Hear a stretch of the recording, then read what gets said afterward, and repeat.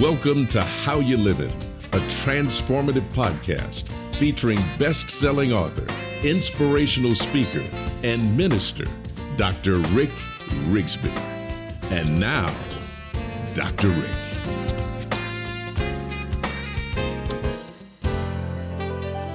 Hello, friends. Thank you so much for joining us. What gets you through difficult moments? What helps you to make it through the storms of life? Oh, we've had some collective storms over the past few years. A global pandemic, political unrest, racial tensions. They've produced severe aftershocks, including mental health issues, labor shortages, economic problems. But what about those individual storms? Those storms that you don't see coming. Those storms that level us. This podcast is for those going through a storm. And I don't want to talk to you today as a podcaster, but as a pastor. You may say, but Rick, I don't share your faith. I'm not even a person of faith. I'm spiritual, but I don't believe in your God. All fair points.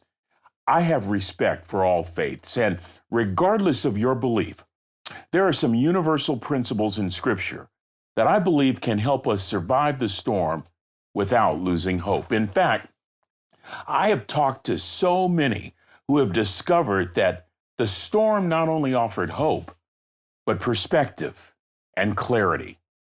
That's also my story. You see, 26 years ago, my family was in the storm of a lifetime. We were devastated. My first wife, Trina, had just passed away following a 6-year battle with breast cancer. For me and our 2 young sons, we were just lost. You see, death pushed out joy and hope and fun and laughter and replaced it with unmitigated loneliness and profound sadness. For me and my boys, we were in the storm of a lifetime.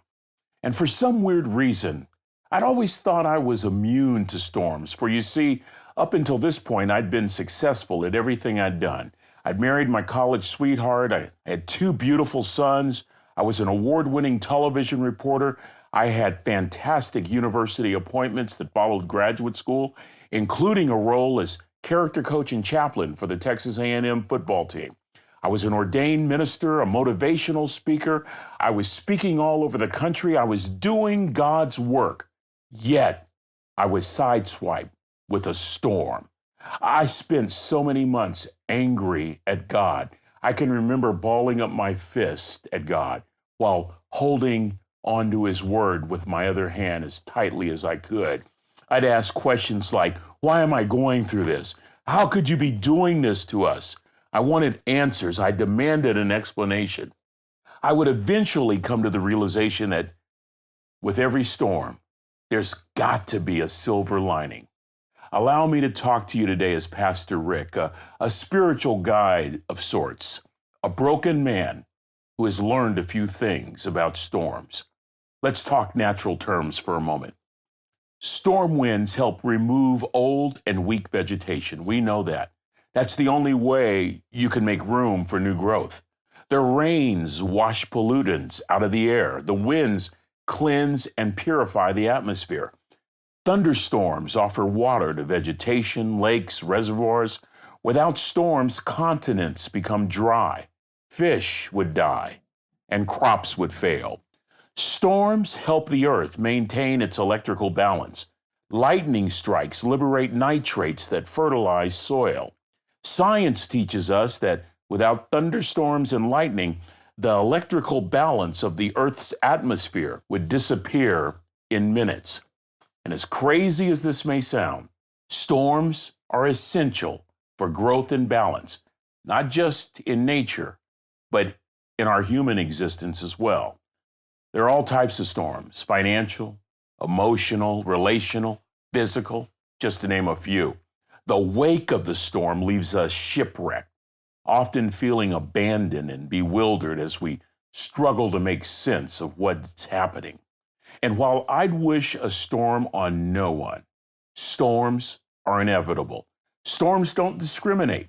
They're not age sensitive. They're not gender specific. They strike regardless of economic level or educational status. In the Bible, King David went through a storm. Yes, it was self-inflicted, but nonetheless a storm. David's lamentations are recorded in the Psalms, a book not written by community, but rather from the pen of a man who literally went from obscurity to popularity. From the fields of his father Jesse, David rises to the pinnacle of God in the holy city, and suddenly he finds himself in the eye of a storm as a result of an affair with a woman whose husband he had murdered. He's facing a spiritual crisis. His throne is in jeopardy. His life is falling apart. Have you ever asked yourself, God, how in the world did I get here? One day, David's a powerful king. The next day, he's being ran out of town, dethroned, detached, disassociated from his vocation, abdicated from his throne. Amazingly, David found hope in the middle of the storm, and we can regain perspective from lessons that he taught us. I want you to listen to a portion of David's words found in Psalm 63. O God, you are my God. Early will I seek you. My soul thirsts for you. My flesh longs for you in a dry and thirsty land where there is no water. Pay attention to verse 2. So I've looked for you in the sanctuary to see your power and your glory. You know what's interesting? What's interesting is David, first of all, commands his will to seek God with intensity, with passion, and with totality. I will seek you, I will thirst for you, I will long for you. But listen to the next verse. I've looked for you in the sanctuary. David is in the wilderness. There are no buildings around. There is no tabernacle where David is. There's no temple. There's no mosque. There's no church. There's not a sanctuary in sight. So why does he say, I look for you in the sanctuary? David is referring to his memories of when God came through in the past, memories of how God had helped him before, memories of better days. Here's the principle. You can program your mind to dwell on input of your choice. In a storm, guess what our input tends to be? Our default tends to be negative, usually a series of unanswered questions. Why is this happening? What did I do to deserve this?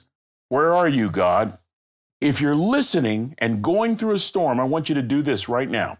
I want you to write down a previous storm that you went through. Remember to underscore the fact that you survived. And then I want you to spend this day reflecting on that storm, very specifically, the things that you learned, how the storm made you better, how the storm made you stronger. I want you to think about those thoughts this day.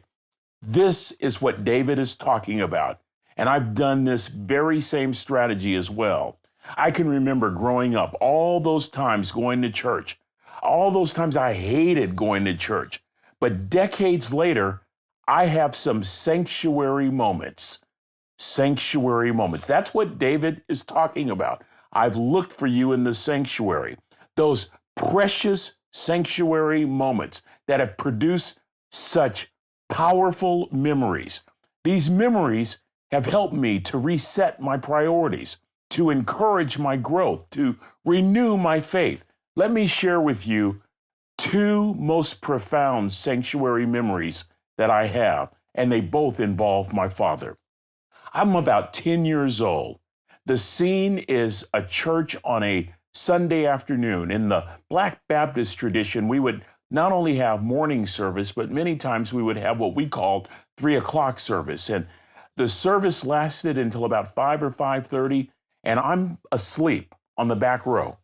And I wake up to discover an empty church, except for the pastor, a piano player, and my dad standing at the altar.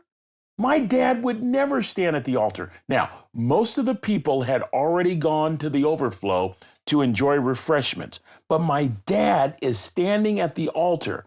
I wake up, I remain quiet, I stay in the back row, and I can't believe what I'm seeing. The pastor is singing a song. Can't tell you for sure. It might have been Amazing Grace. The piano player is playing quietly, and I'm watching my father. Now, listen to me very carefully. My father was a proud World War II veteran, very stoic, rarely displayed emotion. So imagine my surprise as I viewed this scene. The man softly played this song. The pastor gently sang the words, barely beyond a whisper, and my dad stood at the altar, visibly moved. Friends, I got to tell you something. That moment over 50 years ago has given me such strength to lean on over the years for a number of reasons, too personal to mention here. But I want to say this. That sanctuary moment of my father, visibly moved by the presence of God, has so encouraged me. Oftentimes, I'll think of that image right in the middle of a storm.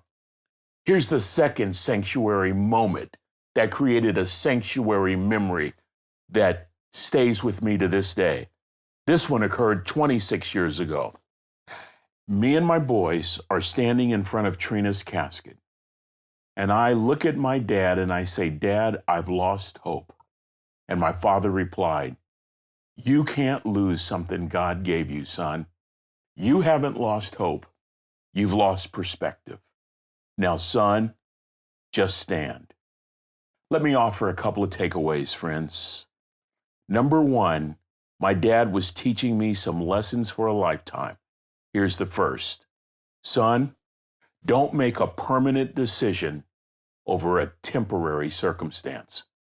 Regardless of the severity of the storm you're going through right now, I want y'all to remember this. Storms are temporary. Storms have a beginning point and storms have an ending point. As we used to say in that Black Baptist church, storms don't last always. I get such hope from that. Second takeaway, I can have hope if I choose to have hope. I want to say that again, friends. You can have hope in the midst of the storm if you make a choice to have hope. Hope is within you. I have come to the conclusion through many storms in life that hope never leaves us. Hope is part of our DNA. Hope is planted in every one of our hearts. In every one of our hearts. It's a belief that no matter how bad the storm, there's going to be a better day. There's an expectation that we're going to survive, that we will see a better day. What we need to do is activate that hope. Literally move from a default that says, why am I going through this? To, I wonder if I'll survive. And I wonder if I'll see a better day. And I'm going to act on that question. And I'm going to start thinking more positively. That small adjustment opens up the door to a greater expectation for a better day.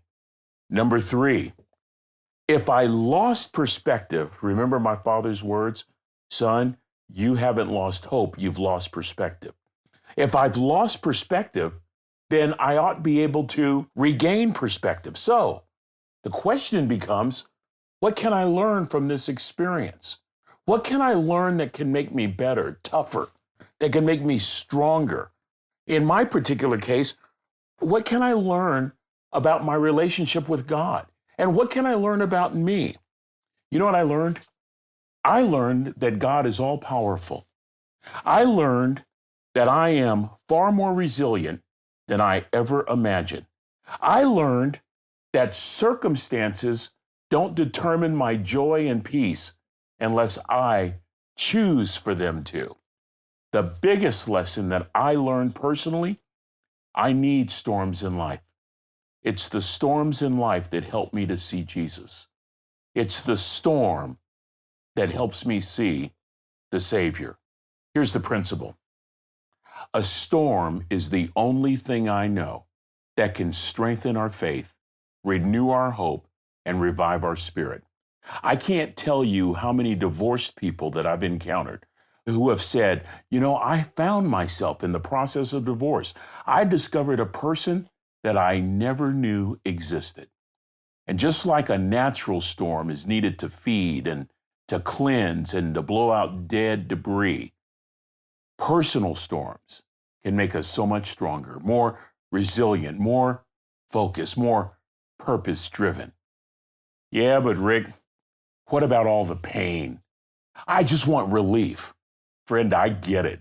I completely understand it. Let me encourage you to just glance at a brilliant book that really helped me in the midst of the storm.